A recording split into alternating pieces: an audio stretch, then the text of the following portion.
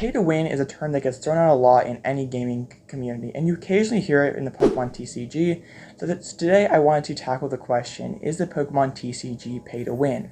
So first we better define what pay to win actually means. So this is according to the Urban Dictionary. Pay to win means games that let you buy better gear or allow you to get better items than everyone else at a faster rate, which makes the game largely unbalanced even for people who have the skill in the game without paying. So this would basically be like if the Pokemon TCG had exclusive cards, or that going to any old tournament would automatically make you a better player than anyone else, which is what we'll discuss in today's video. So obviously the first barrier of entry we'll be talking about is you have to have a deck to play in a Pokemon tournament.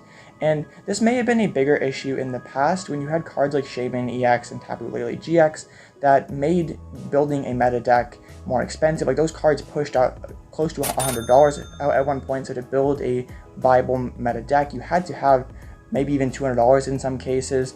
You can buy the best deck in format right now for just about $40, and pretty much the most expensive deck in format would cost around $80. So accessibility really isn't an issue anymore, but the most common place you hear the pay to win thrown around in Pokemon is in the super competitive scene where you have players traveling to every event, and people feel like since they're able to travel to every event, especially ICs, they have a bigger advantage over everyone else. And yes, if you can travel to every IC, you have an advantage over someone who can't, just because ICs offer so many more points than any old regional. But just because you can travel to an IC doesn't mean you automatically get those points. And let's just say Timmy here has a lot of money and he decides he's going to travel the world playing Pokemon cards. He goes to every single event, but he doesn't even end up getting his world invite or anything like that because he's not a very good player. And just because he went everywhere does not automatically make him a successful or good player. Sure, he could buy coaching and do that to become a better player, but that also takes motivation, passion, and ambition to want to succeed. So yes, maybe he could buy some coaching and get better that way, but that also does not guarantee that he's going to be successful.